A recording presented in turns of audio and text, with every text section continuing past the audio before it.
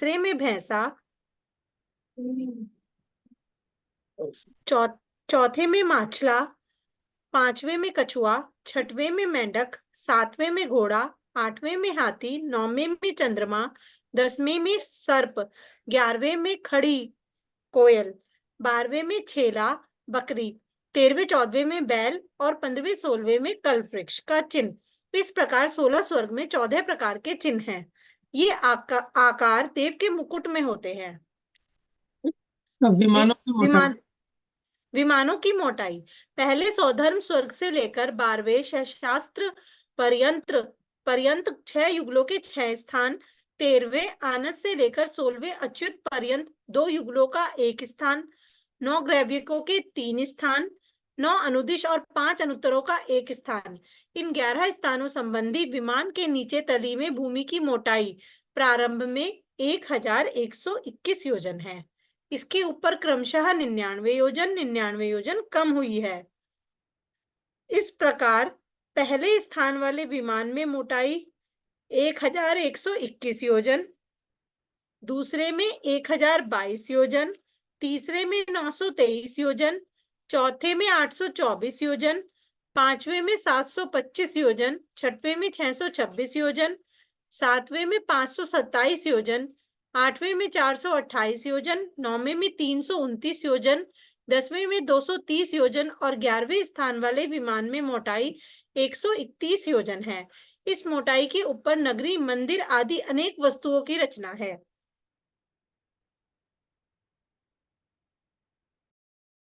भैया म्यूट हो आप। यहाँ 11 स्थान बताए गए, जिसमें पहले 6 स्थान तो पहले 6 युगल हो गए, फिर ऊपर के 2 युगलों का 1 स्थान, तो 16 स्वर्ग कंप्लीट हो गए। फिर 9 ग्रैविक के 3 स्थान, 9 अनुदिश और 5 अनुत्तरों का 1 स्थान। इस प्रकार 6 और 1 7 और 3 10 और 1 11। तो इन 11 स्थान संबंधी विमान के नीचे तली में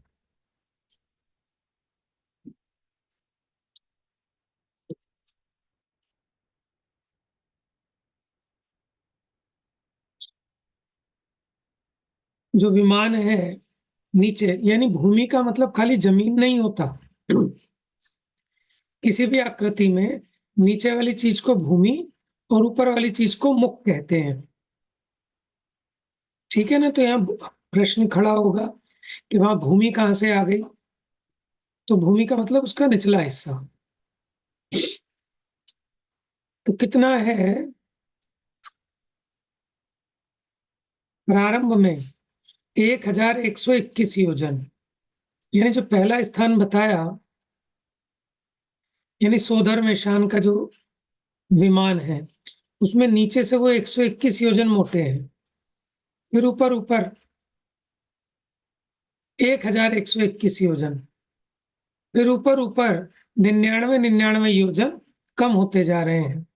तो 1121 में से माइनस किए 99, तो आ गया 1022 योजन। इस प्रकार 11 के 11 स्थानों में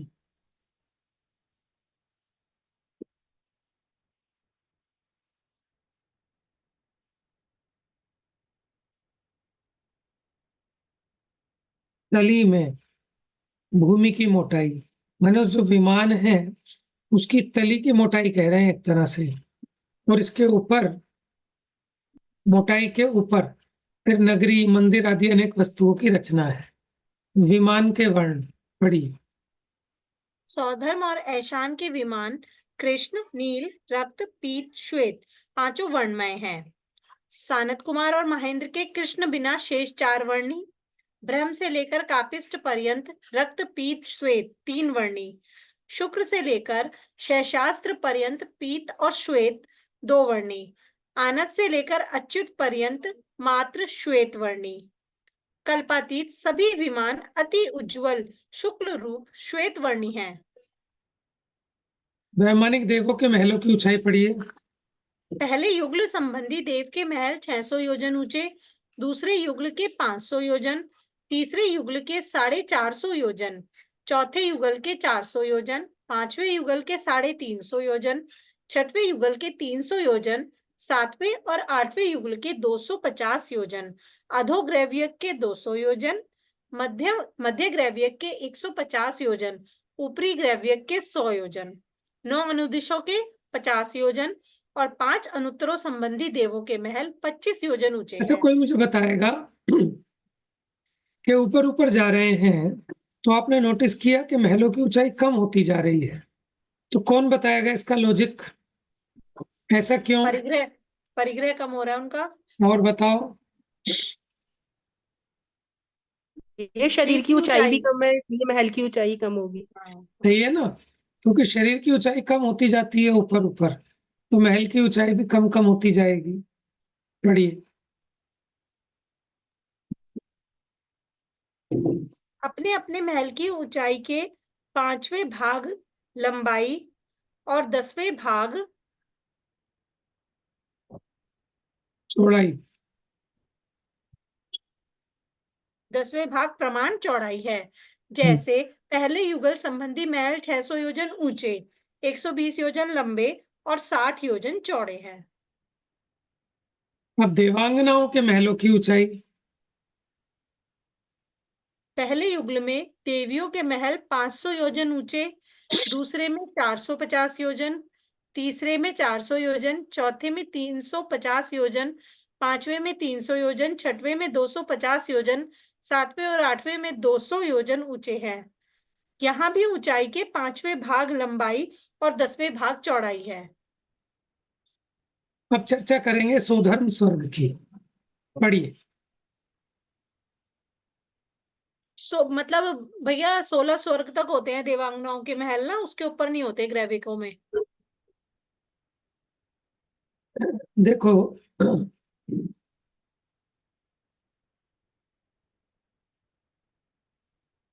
हाँ जी, 8 युगल में यहाँ भी ऊंचाई के 5वें भाग लंबाई और 10वें भाग चौड़ाई है, क्योंकि 16 स्वर्गों तक ही कल्प होते हैं। ठीक है, इंद्र सामानिक आदि के भेद होते हैं और देवांगनाएं आदि होती हैं। 16 स्वर्गों से ऊपर हमने पढ़ा था ना, परे प्रविचारा, यानी उनके ऊपर देवियां ही नहीं होती, अहम इंद्र होते हैं। हाँ जी, सोधर्म स्वर्ग के 31 पटल हैं और उनमें 32 लाख विमान है टोटल। पढ़िए। इसके 31 पटलों में 32 लाख विमान हैं। उनमें से 31 इंद्रक, 4371 श्रेणीबद्ध और शेष 31,95,598 प्रकीर्णक हैं। इनमें सौधर्म इंद्र की आज्ञा चलती है। अंतिम 31वें पटल की दक्षिण दिशा में 18वें श्रेणीबद्ध विमान के मध्य देवों के राजा सौधर्म इंद्र का महल है। इसके चारों ओर अन्य देवों के महल हैं। इंद्र की नगरी के चारों ओर 300 योजन ऊंचे 5 कोट हैं। प्रत्येक कोट की प्रत्येक दिशा में 100 योजन चौड़ा एक एक द्वार है। प्रथम कोट के मध्य इंद्र बैठता है। उसके 33 त्रैश देव हैं, 84,000 सामानिक देव। इसके चौगुने 3,36,000 अंगरक्षक देव हैं। यहाँ समता, चंद्र, चातुर नामक 3 सभाएं हैं। इनमें से पहली अभ्यंतर समता सभा में 5 पल्ले की आयु वाले 12,000 पारिषद जाति के देव हैं। दूसरी मध्यवर्ती चंद्र सभा में 4 पल्ले की आयु वाले 14,000 पारिषद देव हैं। अच्छा, ये बताइए पारिषद देव कौन होते हैं? मंत्री।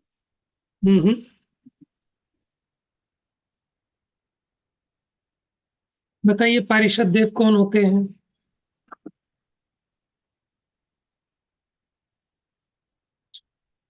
मित्र के समान जो होते हैं, मित्र के सभासद। समान होते हैं। और बताओ, और स्पष्ट करो। उनके कार्य की सलाहकार। अनुमोदना करते हैं इंद्र के कार्य की। सलाहकार। सभासद होते हैं जो। सभासद, वो तो ऐसे सभासद। पारिषद मैंने क्या बताया था? सभासद। सभा में जो पब्लिक बैठती है ना, जैसे सभा के सदस्य, एक तरह से ऑडियंस। पारिषद।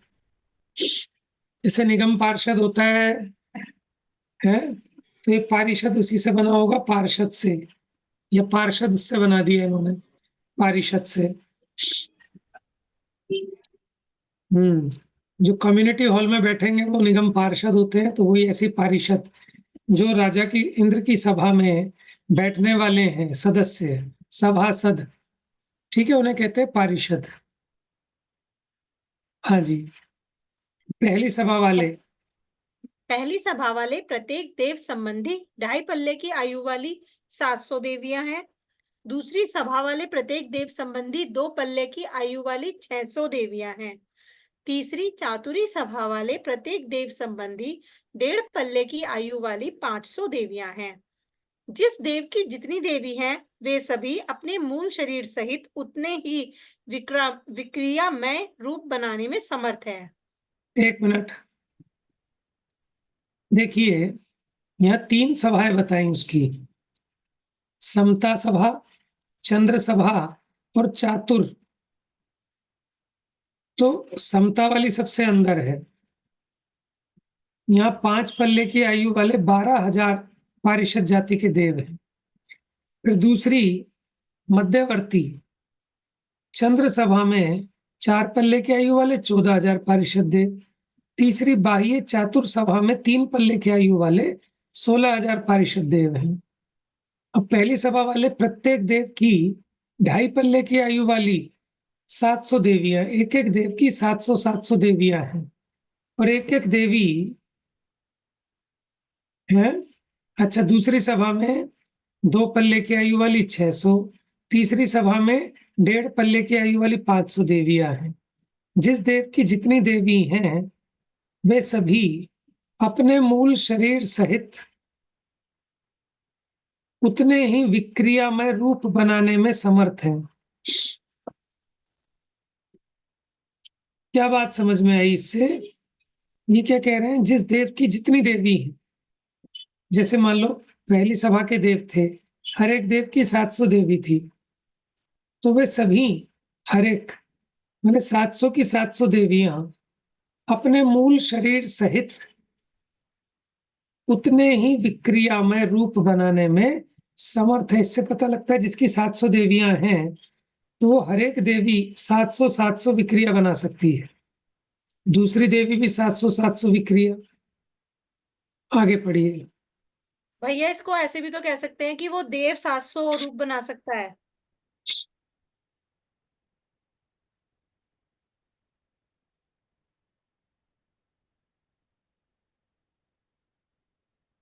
यही होगा, आप सही कह रही हो। देवी वाली बात मुझे भी खटक रही थी कि ऐसा क्या कैसे बता रहे हैं।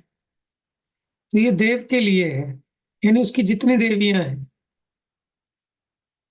वे सभी, ये जो वे जैसे है ना, तो ये देव जैसे के लिए नहीं है, चक्रवर्ती के देव आता के है लिए ना है। भैया, हाँ जी, जैसे चक्रवर्ती के लिए आता है राइट 96,000। राइट। देखिए, सही है, बिल्कुल, वेरी गुड। जिस देव की जितनी देवी हैं, वे सभी, अब इसमें से ऐसा लग रहा है थोड़ा सा सेंटेंस की फ्रेमिंग ठीक नहीं है, तो आना चाहिए था जिस देव की जितनी देवी है, वे सभी देव, ठीक है ना, वे देव उतनी ही विक्रिया बनाने में समर्थ है। अभी जो वे सभी आया ना, तो ऐसा लग रहा है जिस देव की जितनी देवी हैं वे सभी, यानी देवियों के बारे में बात हो रही है ना। तो सेंटेंस की फ्रेमिंग ये ठीक नहीं है। वे अपने मूल शरीर सहित उतने विक्रिया में रूप बनाने में समर्थ है। हाँ जी, सही है, बिल्कुल। आगे पढ़िए। इस सौधर्म इंद्र के सची, पद्मा, शिवा, श्यामा, कालंदी, सुलसा, अंजुका, भानु, ये 8 महापट देवी और 32,000 वल्लभिका देवी है। राजा की पटरानी के समान महापट देवियां और संपूर्ण परिवार में अधिक प्यारी लगने वाली रानी के समान वल्लभिका देवी है। इनकी आयु 5 पल्ले है। प्रत्येक महादेवी स्वयं सहित परिवार की अन्य 16,000 देवियों से घिरी रहती है, अथवा इसमें मूल शरीर सहित 16,000 विक्रिया रूप शरीर बनाने की सामर्थ्य है।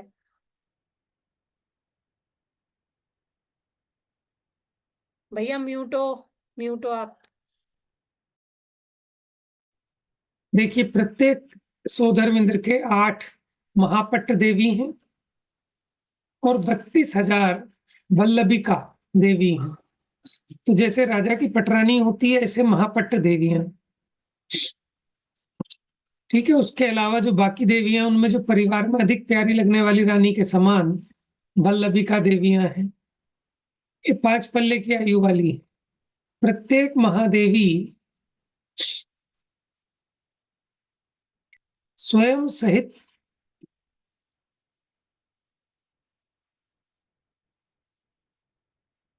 परिवार की अन्य 16,000 देवियों से घिरी रहती है। ठीक है। प्रत्येक महादेवी स्वयं सहित परिवार की अन्य 16, यानी हर एक देवी के साथ में 16,000 देवियां और होती हैं। अथवा या फिर दूसरा उपदेश मिलता है कि जो एक एक देवी है ना, वो 16,000 देवियों का रूप बना सकती है। अब दोनों बातों में से कोई भी बात ठीक हो सकती है कि एक देवी के साथ 16,000 देवियां और होती हैं, उसको मिलाकर, या फिर वही देवी मूल शरीर सहित ऐसे 16,000 विक्रिया बनाने में समर्थ है। आगे पढ़िए।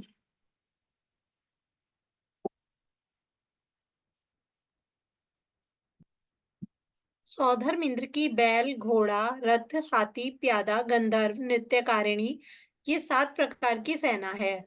प्रत्येक सेना के पृथक पृथक फौजमय 7-7 कक्ष हैं। पहले कक्ष में 84,000 बैल हैं।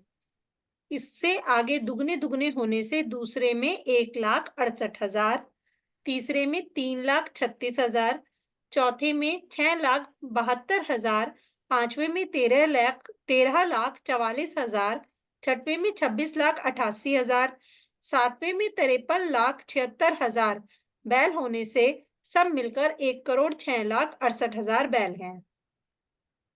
इसी प्रकार सुनो, प्रत्येक में ये अभी बैल, घोड़ा, रथ, हाथी, प्यादा, गंधर्व, नृत्यकारिणी, ये 7 प्रकार की सेना है और प्रत्येक सेना के अलग अलग 7-7 कक्ष हैं। जैसे आपको बैल का गिनाया, तो पहले कक्ष में 84,000 बैल, फिर अब दुगने दुगने होते जाएंगे 7 कक्षों में, तो ये आ गए 1,06,68,000 बैल। तो इसी प्रकार सबका होगा। बढ़िया। आगे।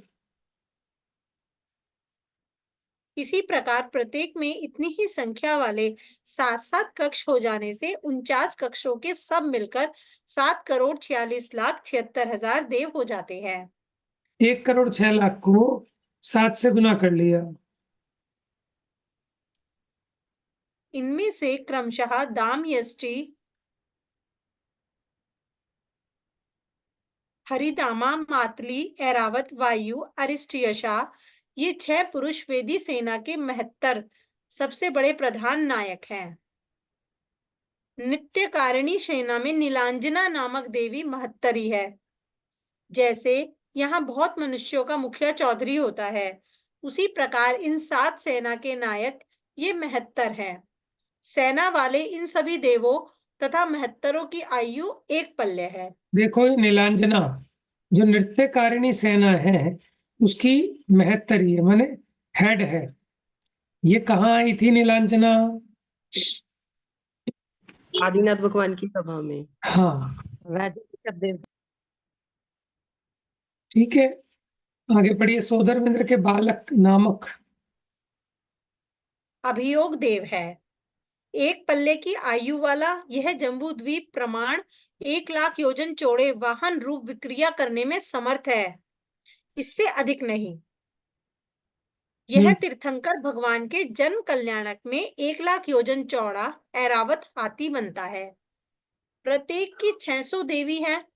प्रत्येक देवी स्वयं सहित 6-6 देवी की विक्रिया करने में समर्थ है। इनकी आयु आधा पल्ले है। यानी अभियोग देव की देवी की बात है, और इसका देव का नाम क्या है? बालक नाम का अभियोग्य देव होता है। सौधर्मेंद्र का जो ऐरावत हाथी की विक्रिया करता है। इसके 4 लोकपाल हैं, पढ़िए। सौधर्म इंद्र के सोम, यम, वरुण, कुबेर ये 4 लोकपाल हैं। इनमें से इंद्र के महल की पूर्व दिशा में रहने वाला सोम लोकपाल 2.5 पल्ले की आयु वाला है। इसके 4000 सामानिक देवों की भी आयु 2.5 पल्ले है। इसकी 3 सभाओं में से पहली ईशा नामक अभ्यंतर सभा में 500 देव, दूसरी दृढ़ा नामक मध्यवर्ती सभा में 400 देव और तीसरी चतुरंता नामक बाह्य सभा में 500 देव हैं। इन सभी की आयु 1.25 पल्ले है। इस सोम लोकपाल की 4000 देवी हैं, जिनमें 4 महादेवी हैं। इनकी आयु 2.5 पल्ले है। पढ़िए। भैया ये कहाँ की सभा लगाई? सौधर्म इंद्र के यहाँ। देखो उसके जो 4 लोकपाल हैं, सौधर्म इंद्र के 4 लोकपाल हैं, हाँ सोम, जी। यम, वरुण, कुबेर, उनकी चर्चा चल रही है। जो इंद्र का महल है, इंद्र के महल की पूर्व दिशा में इसके महल होते हैं लोकपाल के। कौन से लोकपाल के? सोम नामक लोकपाल के, उसका वर्णन किया। फिर दक्षिण दिशा में दक्षिण दिशावर्ती दूसरे यम लोकपाल का संपूर्ण वैभव आदि सोम के समान है। पश्चिम दिशावर्ती तीसरे वरुण लोकपाल की आयु 2.25 पल्ले है। इसकी अभ्यंतर सभा में 60 देव, मध्यवर्ती सभा में 500 देव, बाह्य सभा में 600 देव हैं। शेष शेष सभी सोम के समान हैं। उत्तर दिशावर्ती चौथे कुबेर लोकपाल की आयु 3 पल्ले है। इसकी अभ्यंतर सभा में आधे पल्ले की आयु वाले 70 देव, मध्यवर्ती सभा में 1 पल्ले की आयु वाले 600 देव तथा बाह्य सभा में 1.25 पल्ले की आयु वाले 700 देव हैं। शेष सभी सोम के समान हैं। इस प्रकार इंद्र के महल की चारों दिशाओं में 4 लोकपाल रहते हैं। प्रथम युगल के 31वें पटल में इंद्रक विमान की दक्षिण दिशावर्ती 18वें श्रेणीबद्ध विमान के अंतर्गत 84,000 योजन चौड़ी अमरावती नामक नगरी है। उसके मध्य इंद्र का निवास स्थान रत्नमयी सर्वतोभद्र नामक महल है। वह 600 योजन ऊंचा, उसके 5वें भाग 120 योजन दक्षिण उत्तर लंबा, उससे आधा 60 योजन पूर्व पश्चिम चौड़ा है। इसके चारों ओर देवियों के इतने ही विस्तृत महल हैं, अथवा सामान्य देवियों के 500 योजन ऊंचे, 100 योजन लंबे, 50 योजन चौड़े महल हैं। हाँ जी, सुनिए। ये जो प्रथम युगल है सुधर्म ईशान, इसमें 31 पटल हैं। 31वें पटल में दक्षिण दिशा की ओर 18वें नंबर का जो श्रेणीबद्ध विमान है, ठीक है, उसमें ये सोधर्म इंद्र रहता है और उसके महल का नाम है सर्वतोभद्र। 600 योजन ऊंचा है, उसके 5वें भाग यानी 120 योजन क्या है? लंबा है। लेकिन लंबाई कैसे देखनी है? लंबाई ऐसे देखनी है, ठीक है, ऐसे आमने सामने दक्षिण उत्तर। और चौड़ाई कितनी है उसकी? 60, आधा 60 10वें योजन। भाग, ठीक है, उसकी 10वें भाग। जो ऊंचाई थी ना 600 योजन, उसके 5वें भाग तो लंबाई है और 10वें भाग चौड़ाई है।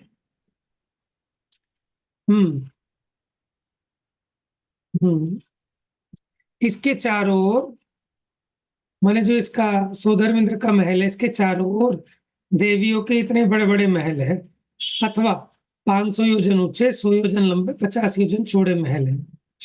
हाँ जी, पढ़िए। इंद्र के महल से पूर्व दिशा में 8 महादेवियों के 520 योजन ऊंचे, 104 योजन लंबे, 52 योजन चौड़े महल हैं। इंद्र के महल की पूर्व उत्तर दिशा संबंधी ईशान कोण में सुधर्मा नामक सभा मंडप है। वह 100 योजन लंबा, 50 योजन चौड़ा, 75 योजन ऊंचा है। उसके पूर्व, उत्तर, दक्षिण दिशा में 16 योजन ऊंचे, 8 योजन चौड़े 3 द्वार हैं। पश्चिम की ओर द्वार नहीं है। देखिए, सभा मंडप की बात है। जो इंद्र का महल है,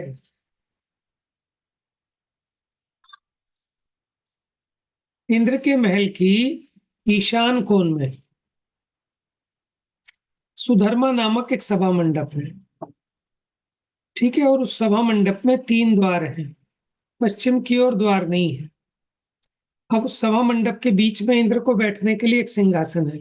ये आप डिजिटल पाठशाला पे वीडियो देख सकते हैं इसकी, विमानों की, थोड़ा देख लेना, थोड़ा स्पष्ट हो जाएगा आपको। उससे आगे 8 महादेवी के 8 आसन हैं। पढ़िए, सभा मंडप में इनके बैठने के आसन। उनसे आगे इंद्र संबंधी सिंहासन के चारों ओर क्रमशः सोम, यम, वरुण, कुबेर, इन 4 लोकपालों के 4 आसन हैं।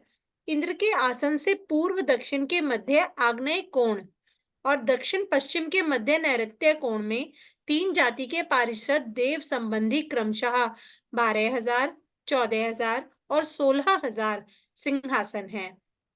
नैऋत्य दिशा में ही त्रयस्त्रिंश देव के भी 33 आसन हैं। पश्चिम दिशा में सेनापति के 7 सिंहासन हैं।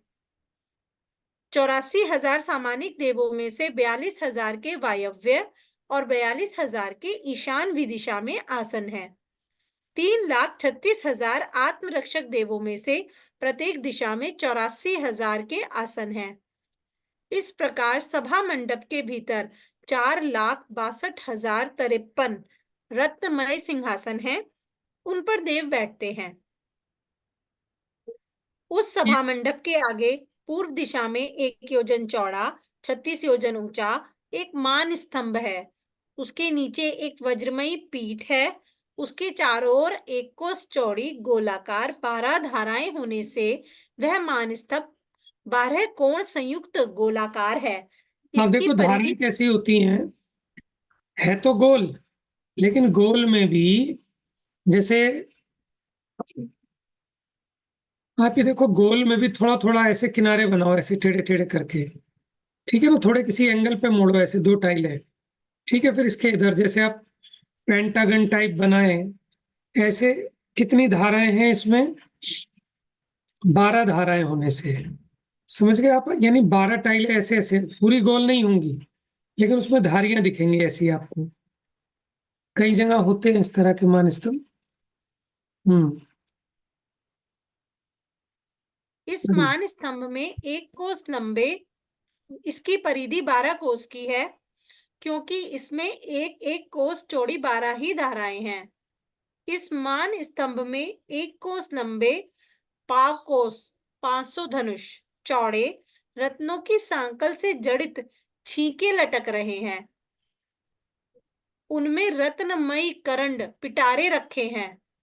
उनमें तीर्थंकर देव की गृहस्थ दशा में पहनने योग्य महासुंदर रत्नमयी हार, कुंडल आदि अनेक आभरण भरे हुए हैं। इंद्र उन्हें निकालकर उनके पास भेजता है। देखिए, आपको ये बात समझ में आ रही है, आपने सुना होगा कि तीर्थंकर बालक के वस्त्र आभूषण कहाँ से आते हैं, स्वर्गलोक से आते हैं। तो स्वर्गलोक में जो इंद्र का सभा मंडप है, ठीक है, उसके आगे एक मान स्तंभ है। मान स्तंभ पर छीके लटक रहे हैं। छीके समझ गए आप, टोकरी टाइप है ना, उन छीकों के अंदर रत्न के पिटारे हैं। उन पिटारों में आभूषण हैं, वस्त्र हैं, ठीक है, वो वहां से निकालकर इंद्र उन्हें तीर्थंकर के लिए लेकर आता है। 36 योजन ऊंचे मान स्तंभ में से 6.25 योजन नीचे और 6.25 योजन ऊपर ऊंचाई में कोई पिटारा नहीं है। इन दोनों के मध्य 24 योजन में छीके के अंदर पिटारे रखे हैं। सौधर्म स्वर्ग के मान स्तंभ में 5 भरत क्षेत्र संबंधी तीर्थंकरों के, ऐशान स्वर्ग के मान स्तंभ में 5 ऐरावत क्षेत्र संबंधी तीर्थंकरों के, सानत कुमार स्वर्ग के मान स्तंभ में पूर्व विदेह संबंधी 80 तीर्थंकरों के, महेंद्र स्वर्ग के मान स्तंभ में पश्चिम विदेह संबंधी 80 तीर्थंकरों के आभरण होते हैं। देखो, 160 तीर्थंकर हो सकते हैं, क्योंकि विदेह क्षेत्र 160 है, ठीक है। वो 5 मेरु संबंधी ले लिए इन्होंने। देखो, सौधर्म स्वर्ग में किसके मिलेंगे, 5 भरत के, 5 मेरु संबंधी 5 भरत क्षेत्र हैं, उनके तीर्थंकरों के होंगे। ईशान स्वर्ग में ऐरावत क्षेत्रों के होंगे। सानत कुमार में पूर्व विदेह क्षेत्र के होंगे और महेंद्र में पश्चिम विदेह क्षेत्र के तीर्थंकरों के वस्त्राभूषण होते हैं। अब देखिए देव देवियों के उत्पाद स्थान की चर्चा कल करेंगे। ठीक है, इनके वहां पर उत्पन्न होने के स्थान हैं, तो वो कैसे हैं उसकी चर्चा कल। जा वाणी के ज्ञान से सूझे लोकालोक, सो वाणी मस्तक नमो सदा देत हूँ धोख।